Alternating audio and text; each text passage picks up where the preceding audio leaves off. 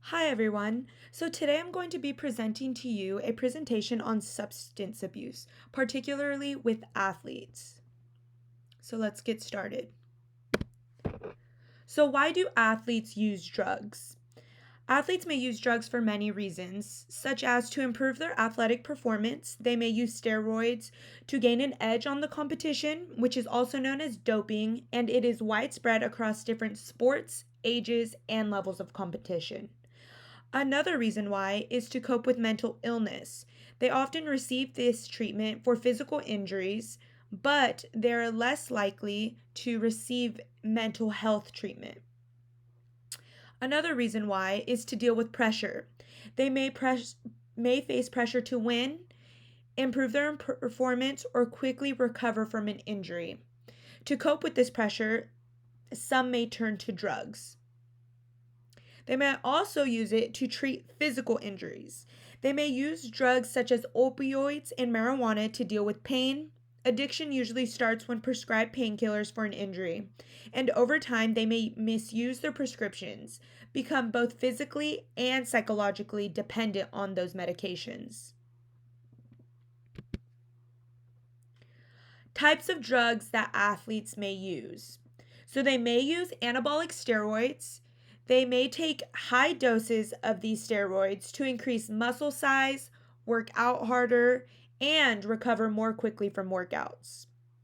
Another one is prescription opioids. Some athletes may begin taking opioid painkillers with a prescription, and many others may use them non medically, either in excess or without a prescription at all. Alcohol, some athletes may drink prior to a game or competition to reduce anxiety, thereby enhancing their performance. They may think that, but in reality, statistically, alcohol doesn't help. Marijuana, athletes may use marijuana for euphoria and relaxation. Some may also use it to treat pain. And cocaine. Athletes may use cocaine to improve their endurance and performance, increase focus, decrease fatigue, and lose weight.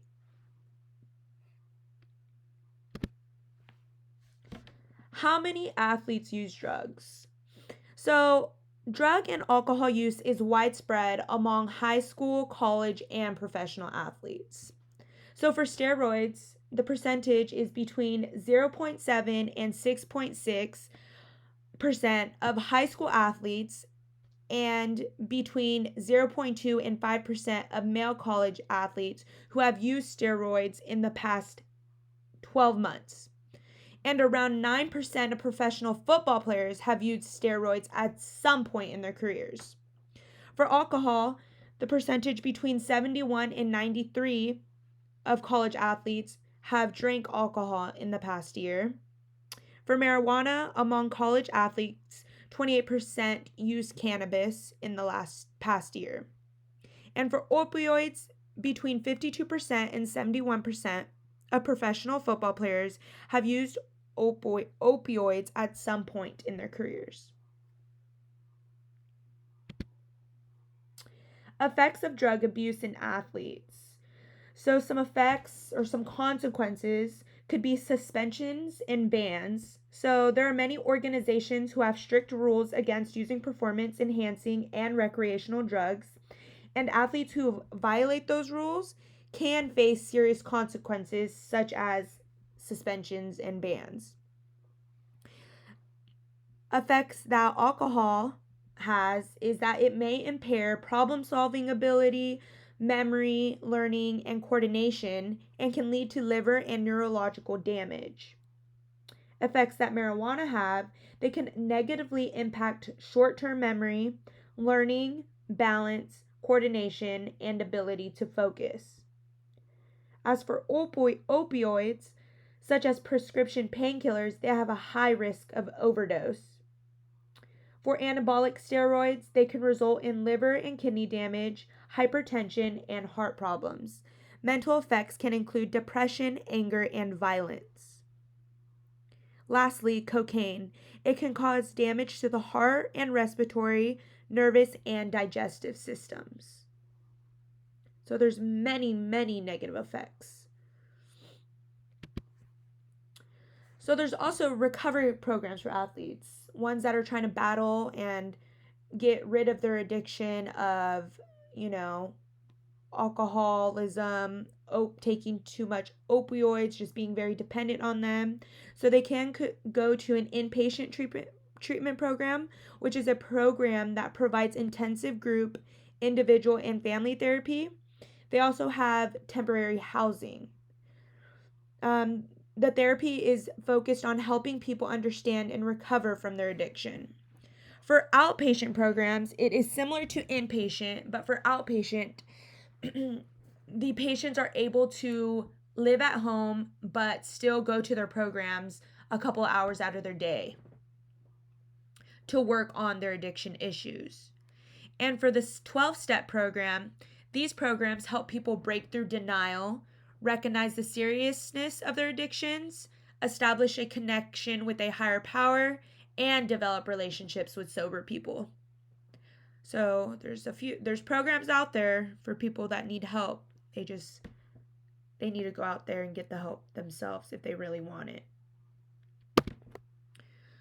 So medications used to help athletes from alcohol and opioid addictions, such as methadone, what it is that it is a synthetic opioid agonist used to treat opioid addiction.